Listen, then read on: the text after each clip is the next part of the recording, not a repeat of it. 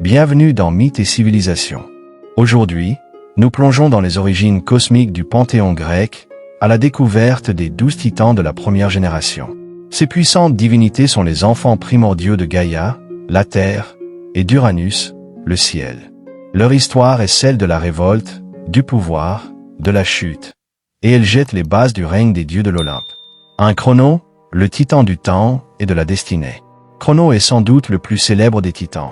Fils de Gaïa et Uranus, il est le plus jeune des 12 titans, mais aussi le plus ambitieux.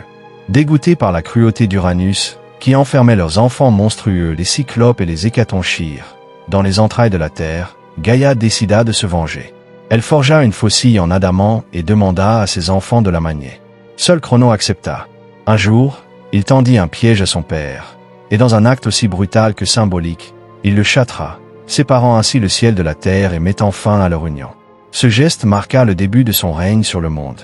Mais une prophétie le hanta, l'un de ses enfants le détrônerait. Pour échapper à ce destin, Chrono dévora chacun de ses enfants dès leur naissance. Cependant, sa femme Rhea, lasse de voir ses enfants engloutis, le trompa en lui donnant une pierre emmaillotée à la place de leur dernier-né, Zeus. 2. Rhea, la mère des dieux. Rhea, sœur et épouse de Chrono, est la titanide associée à la fertilité, à la maternité et à la régénération. Elle donna naissance aux 6 grands dieux olympiens, Hestia, Déméter, Héra, Hadès, Poséidon et Zeus. Lorsque vint le tour de Zeus, Rhea ne supporta plus l'idée de perdre un enfant de plus. Sur les conseils de ses parents Gaïa et Uranus, elle accoucha en secret sur l'île de Crète et confia Zeus aux Curetes, des guerriers qui masquaient les pleurs du bébé par leurs cris de guerre et leurs danses bruyantes. Chrono, trompé, avala la pierre. Des années plus tard, devenu adulte, Zeus força son père à recracher ses frères et sœurs, déclenchant ainsi la titanomachie, une guerre cosmique entre les titans et les dieux olympiens. 3. Phoebe, la titanide prophétique. Phoebe, dont le nom signifie brillant ou prophétique, est une titanide discrète mais symboliquement importante. Elle est l'incarnation de la clarté intellectuelle et de la divination. Elle épousa son frère Kéo, et ensemble, ils eurent 2 filles, Astéria, déesse des étoiles filantes et de la divination nocturne, et Leto, qui devint la mère des célèbres jumeaux Artémis et Apollon, enfants de Zeus. Phoebe transmit le sanctuaire de Delphes à Apollon, consolidant ainsi l'autorité divine du jeune dieu sur la prophétie. 4. Kéo, le gardien du Nord. Peu d'informations subsistent sur Kéo, mais il est associé à l'intellect, la curiosité et le pôle nord céleste. Avec Phoebe, il engendra donc des descendances brillantes. Il est parfois mentionné comme l'un des 4 titans avec Iapeto, Créo et Hyperion qui aidèrent Chrono à retenir Uranus lors de sa castration. Après la titanomachie, Kéo fut précipité dans le Tartare, le gouffre infernal où les dieux enfermèrent les titans vaincus. 5. Mnémosyne, la mémoire éternelle. Mnémosyne incarne la mémoire. Fille de Gaïa et Uranus, elle est un pilier de la tradition orale et de la transmission du savoir. Elle est connue pour avoir partagé 9 nuits d'amour avec Zeus, donnant naissance aux 9 muses, déesses de l'art, de la poésie, de la musique et de la danse, Calliope, Clio, Erato, Euter, Melpomène, Polymnie, Perchichor, Thalie et Uranie.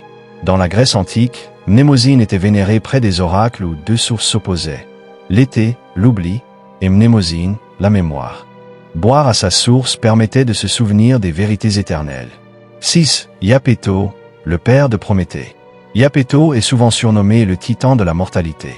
Il épousa Clymène, une océanide, et eut avec elle plusieurs enfants, dont les plus célèbres sont Atlas, Prométhée, Épiméthée et Ménécio. Atlas fut condamné par Zeus à porter le ciel sur ses épaules. Prométhée, protecteur de l'humanité, vola le feu sacré aux dieux et le donna aux hommes.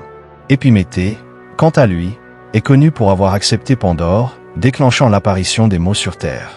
Iapeto fut lui aussi précipité dans le Tartare après la défaite des titans.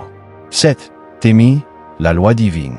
Thémis représente l'ordre naturel, la justice divine et les lois non écrites. Elle est souvent représentée avec une balance, symbolisant l'équilibre. Elle fut la seconde épouse de Zeus et donna naissance à plusieurs entités allégoriques. Les heures, saisons, les moires, destinée, eunomie, ordre, dicée, justice, et Irène, paix.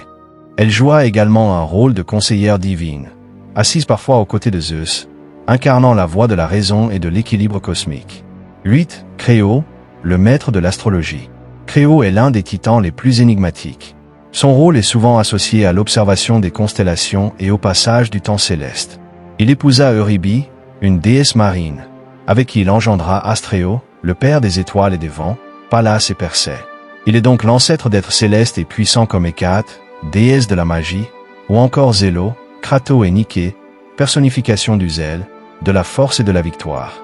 9. Hypérion, le titan de la lumière céleste. Hypérion est associé au soleil et à la lumière céleste. Il épousa sa sœur Théia, et ensemble, ils eurent 3 enfants lumineux. Hélios, le soleil, Séléné, la lune, et Éos, l'aurore. Il était considéré comme le premier à avoir maîtrisé le mouvement des astres, initiant ainsi le cycle du jour et de la nuit. Après la guerre des titans, lui aussi fut envoyé dans le Tartare. 10. Théia, celle qui brille. Théia, parfois appelée Euryphessa, est la titanide de la vision et de la lumière brillante. Elle est surtout connue pour ses enfants avec Hypérion. Elle représente la capacité de voir non seulement la lumière physique, mais aussi la vérité et la clairvoyance. Certains la vénéraient comme une divinité capable de révéler les trésors cachés de la terre, comme l'or et les pierres précieuses.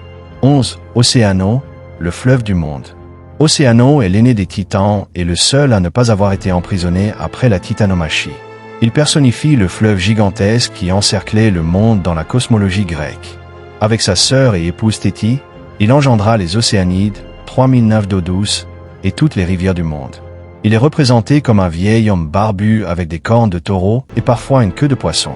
Il resta neutre pendant la guerre entre les dieux et les titans, ce qui lui permit de garder sa liberté.